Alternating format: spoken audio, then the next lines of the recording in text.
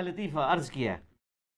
امیر سنت لکھتے ہیں کہ آبائی گاؤں کتیانہ گجرات کا ایک واقعہ کسی نے سنایا تھا کہ وہاں ایک غوث پاک کا دیوانہ رہا کرتا تھا، جو کہ 11ویں شریف نہایتی اہتمام سے مناتا تھا۔ ایک خاص بات اس میں یہ بھی تھی کہ وہ سیدوں کی بے حد تعظیم کرتا، ننھے منھے سیدزادوں پر شفقت کا یہ حال تھا کہ انہیں اٹھا اٹھا کر پھرتا اور انہیں شیرینی وغیرہ خرید کر پیش کرتا۔ اس دیوانے کا انتقال ہو گیا، میت پر چادر ڈالی ہوئی تھی، سوگوار جماعت ہے۔ اچانک چادر ہٹا کر وہ غوث پاک کا دیوانہ اٹھ بیٹھا، غوث پاک کا دیوانہ اٹھ بیٹھا۔ کہانی لوگ گھبرا کر بھاگ کھڑے ہوئے۔ اس نے پکار کر کہا ڈرو مت، سنو تو صحیح۔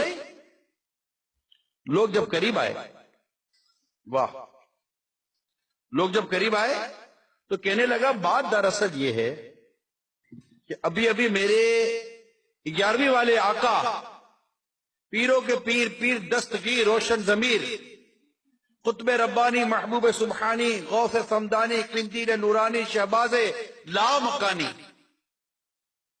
پیران پیر شیخ ابو محمد عبد القادر جیلانی قدس سرہ نورانی تشریف لائے تھے۔ سبحان اللہ۔ انہوں نے مجھے ٹھوکر لگائی اور فرمایا ہمارا مرید ہو کر بغیر توبہ کیے مر گیا؟ کیا فرمایا؟ ہمارا مرید ہو کر بغیر توبہ کیے مر گیا؟ اٹھ اور توبہ کر لے۔ کہانی الحمدللہ عز و جل، مجھ میں روح لوٹ آئی ہے تاکہ میں توبہ کر لوں۔ اتنا کہنے کے بعد دیوانے نے اپنے تمام گناہوں سے توبہ کی اور کلمہ پاک کا ورد کرنے لگا۔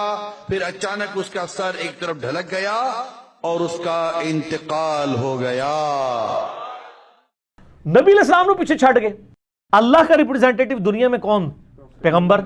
نبی علیہ السلام کو تو یہ کہا جا رہا ہے اپنے آپ کو آپ ہلاک کر لو گے اس غم سے کہ لوگ ایمان نہیں لا رہے، ٹھیک ہے؟ آپ کا تو کام صرف دعوت دینا ہے، جس کی مرضی قبول کرے نہ کرے۔ جو نبی غم سے ہلاک ہو رہا ہے اپنے آپ کو، فَلَعَلَّكَ بَاخِعٌ نَفْسَكَ عَلَىٰ آثَارِهِمْ إِن لَّمْ يُؤْمِنُوا بِهَٰذَا الْحَدِيثِ أَسَفًا، سورۃ الکہف کے شروع میں آتا ہے۔ دنیا بقدر ایفرٹ اللہ نے رکھی ہے، نگاہ مار کے کچھ بھی نہیں ہونا۔ نگاہ مار کے ہوتا تو سب سے پہلے ابو لہب کو حضور کلمہ پڑھاتے، حضور کا چچا تھا، سب سے بڑی ہرڈل بنا ہوا تھا۔ نگاہ کیا مانی؟ تبت یدا ابی لہب وتب نازل ہو گئی ہے، قیامت تک پڑھی جا رہی ہے، ٹوٹ جان تیرے ہاتھ، بدوائیں۔ اس طرح نہیں ہونا میرے بھائی، دنیا بقدر ایفرٹ ہے۔ بخاری اور مسلم دونوں میں حدیث ہے کہ نبی علیہ السلام کا ایک غلام تھا مدعم، جو سواری کا کجاوا کسا کرتا تھا، آپ کو سفر و حضر میں وضو کروایا کرتا تھا۔ خیبر کے موقع پہ ایک نامعلوم تیر اسے لگا اور وہ شہید ہو گیا۔ صحابہ نے کہا یہ تو سیدھا جنتی ہے۔ بالکل ٹھیک کہا، یہی گمان کرنا چاہیے تھا۔ اس سے بڑی کوئی سعادت ہو سکتی ہے کہ نبی علیہ السلام کی اتنی آپ کو یعنی قرب نصیب ہو؟ نبی صلی اللہ علیہ وآلہ وسلم نے فرمایا تم اسے جنت کی بشارت سنا رہے ہو، اور مجھے اللہ نے دکھایا کہ اس نے مال غنیمت میں سے صرف ایک چادر چوری کی تھی جو آگ کی اس کے اوپر ڈال دی گئی ہے۔ اسی وقت صحابہ اپنے گھروں میں دوڑے، اور حدیث کے الفاظ ہیں کہ اگر کسی نے ایک چھوٹی سی رسی بھی یہ کہہ کے مال غنیمت میں سے اٹھا لی تھی کہ خیر ہے اس کی کیا ورتھ ہے، میں اس کو بغیر اجازت کے گھر لے جاؤں، وہ رسی بھی لا کے رکھتی۔ یہی تو صحابہ کرام کا فرق تھا، سمعنا واطعنا، سنتے تھے اطاعت اختیار کر لیتے تھے۔ یہی فرق ہے صحابی میں اور وہابی میں، اور یہی فرق ہے صحابی میں اور بابی میں۔ اسی تو ہم کہتے ہیں کہ نام